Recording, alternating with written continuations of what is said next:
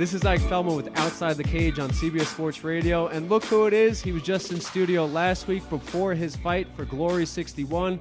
Got the win. Took a head kick, walked through it like the Terminator. Joined again by Chris CAMOZZI in his hometown, Denver. Chris, how you doing, man? I'm doing good. Yeah, it feels good to come off a win and just be back in the gym training already. Why the hell are you back at the gym, man? I see all these fighters. They eat all the crap they want. And they gain 30 pounds. I've been eating the crap, but no, I was bored. You know, I haven't really trained all week. I trained a little bit here and there, but I don't know. I'm bored already, so I don't have much of a life outside of this. So I'm used to training all the time and taking time off. I go home and I'm like, now what do I do? You know, there's the whole day, so I don't know what to do with myself. So I figure I'd jump in on sparring tonight. Fantastic. And as I saw when I was Googling Factory X again with Mark Montoya, the fighter caliber that you guys got down here, and it's all being coordinated by the CAMOZZIs, Brittany CAMOZZI, Brian CAMOZZI. Am I correct on the names? Yep. Okay. The whole CAMOZZI's family, and Chris can't stay away. Is it just like, did you guys have a grandfather who was in this? Did you guys just wrestle growing up or martial arts growing up? Why are you guys so ingrained with martial arts? And there's nothing wrong with it. It's amazing. No, nobody. We're the only ones in our family. So I don't know. Even as kids, we were hooked on it. Our parents gave us boxing gloves when we were kids, you know, like all parents should do. And we would just beat the crap out of each other all growing up, you know. That was it every day. We would be jumping on a trampoline and punching and kicking each other, and now look at us. Nice, nice. And it shows, man. Watching Brian overseeing, and we're here. If you guys hear the noise, that's people's heads bashing against the wall. It's Friday night sparring at Factory X. Watching Brian, man, just work his fighters through some of the sparring sessions. This is my first sparring session. It's amazing. I'm literally on a high this week, being joined with all these fight gyms. Is there a certain, like, I didn't want to film the sparring session because I feel it's like a certain, not secret, but I know fighters can be sensitive about it. Take us through the steps, because you just fought last week, from training to strength and conditioning to fight week to sparring to actual fighting. Can you see that the fighters are, you know, who's got it before there's an actual fight? Like, because there's a lot of young up-and-comers, and I see the energy here. Yeah, sometimes you can. That was a long-ass question. I'll figure it out. No, sometimes you can tell who's got it and who doesn't, but there are guys that develop, you know, that you come in, or they come in and you're like, man, I don't think this guy's going to make it. And then, you know, over the years, they just find their own and start building off of it and growing. But, you know, there's definitely people that walk in that you can tell just have it. You know, it's a lot about heart more than anything. Nobody expects you to come in here and beat everybody up. If you do, then this gym's not doing too well. We expect new people when they come in, they're probably going to take their beatings for a while, but it's the people that keep coming back and keep jumping in rounds with guys they know that are better than them, and just like going after those guys. You know, those are the kind of guys we see and we're like, oh man, you know, he's got it, because he's coming back for more every time.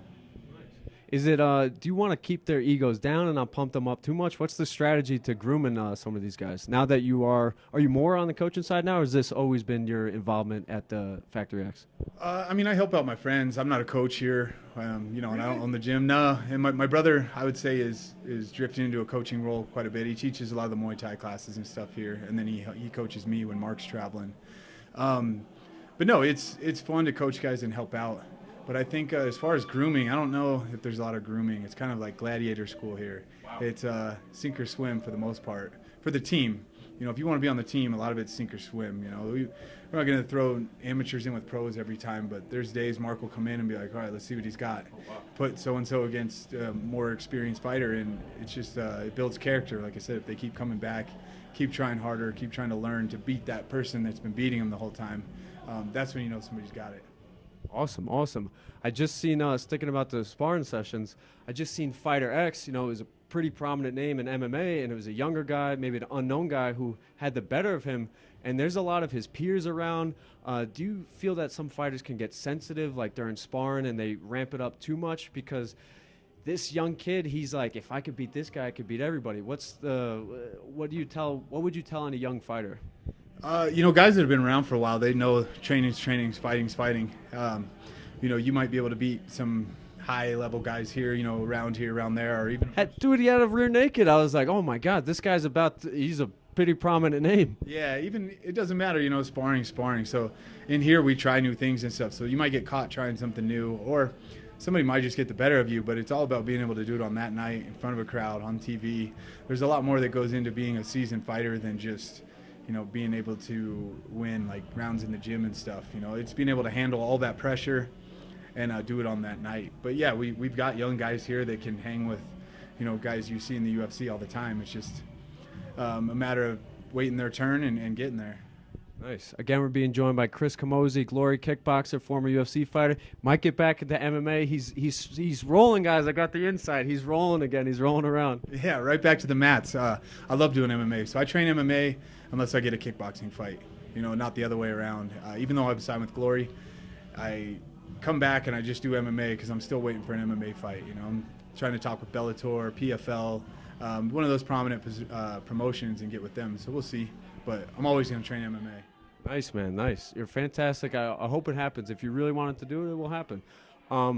Sticking with you, I was just in Glory 61, the Hammerstein Arena in NYC. You got it done, man. You walked through an amazing head kick. I called you the Terminator during the sparring, and you're right back in here during the week. What's next for you, man? And take us through that night first. Take us through that night. That night was a lot of fun. You bring up the head kick. It's funny. A few people brought it up. It didn't. It was loud. Yeah, it didn't hurt at all. I don't know. I guess everybody's got to be good at something. Mine's taking shots. If I feel like I got a cinder block head, so we'll see. What's next now is contract. So that was the last fight on my contract with Glory. Yeah, thank you. So obviously it's a good one to walk off on and let my manager do the renegotiating, or we'll see what goes. But I've got a lot of offers, so I'm excited to see what's next. My final thing, man, how much has just focusing when you're not rolling around, focusing on your hands and legs, really helped? Because there were some nasty body shots during your fight. It's helped me a ton, actually, even with MMA. After my last kickboxing fight, I came back, was training MMA. My takedowns got better, my jiu-jitsu got better. I don't know why.